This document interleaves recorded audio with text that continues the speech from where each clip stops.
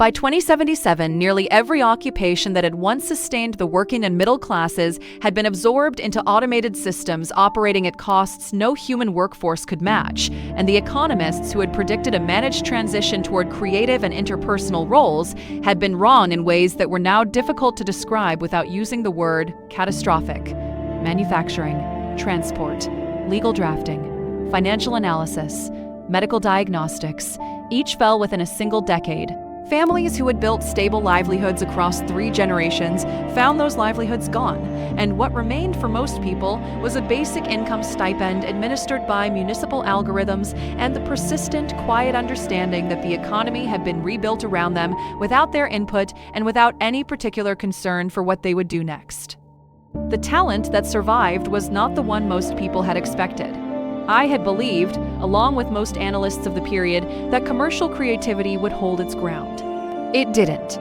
Generative image systems, music engines, and narrative synthesis tools had absorbed the majority of creative work by the 2060s, and the remaining niches were too small and too poorly compensated to support a professional class.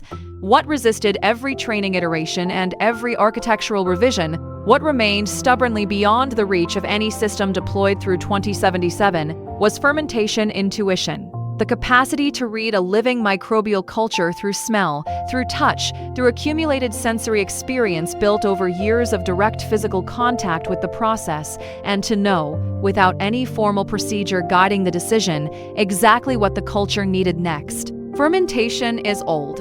Older than writing. Older than currency.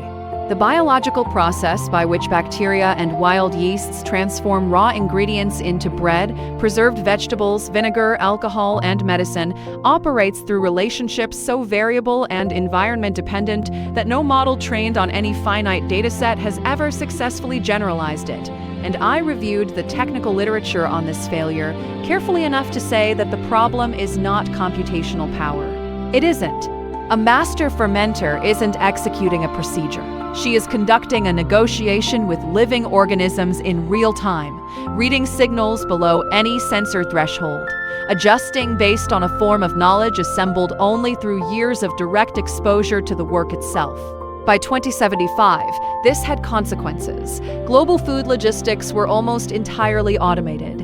Fermented products had moved from artisan niche goods to primary nutritional inputs for billions of people, because synthetic food manufacturing had scaled rapidly, and because the medical literature was unambiguous on the matter of gut health. Demand was enormous. Supply was not. Training programs had been defunded decades earlier when fermentation was still considered a low-value manual trade, and what remained was a global community of roughly 40,000 skilled practitioners, concentrated in rural Southeast Asia, parts of East Africa, and scattered across Eastern Europe. People who had learned from family members, from aging mentors, in traditions that had never required formal certification because, see, no one had anticipated a world where that certification would matter. Raja had been fermenting since he was 11 in a small production house outside Yogyakarta. By 2077, he was worth approximately 400,000 credits per 6-month placement according to black market contracts circulating through encrypted networks. And he had not sought this situation. It had found him because the legal channels for hiring unlicensed biological process workers were effectively closed, since the licensing infrastructure designed in the 2060s had been built for a world where such workers were plentiful and the process was expected to be automated. And no one had updated it to reflect a world where those workers were the only people keeping the food system functional.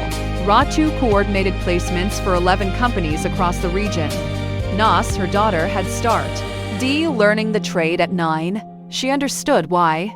The black market for fermentation expertise operated on a logic identical to every other scarcity market. When a thing is needed and the legal channels for obtaining it are blocked, the transaction moves to wherever it can occur. Economists I consulted documented the same dynamic in pharmaceutical black markets of the 2030s and water access markets of the 2050s. Every context where essential supply had outpaced institutional capacity to distribute it through sanctioned channels, and where the gap between what the system required and what the system permitted had grown too large to hold. The fermenter market wasn't a criminal enterprise in any meaningful social sense. It was a coordination mechanism for a skills gap that regulatory failure had created and then refused to close, and the people operating inside it were providing something irreplaceable to communities that could obtain it through no other avenue.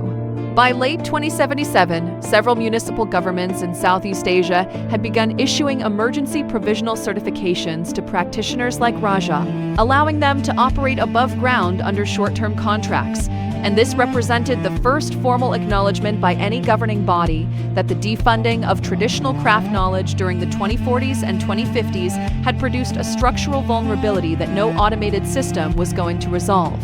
A vulnerability that had been accumulating quietly for decades, while the skills themselves were being classified as pre-modern, as incompatible with an automated future, as the kind of knowledge that a properly organized society would eventually outgrow and leave behind without consequence.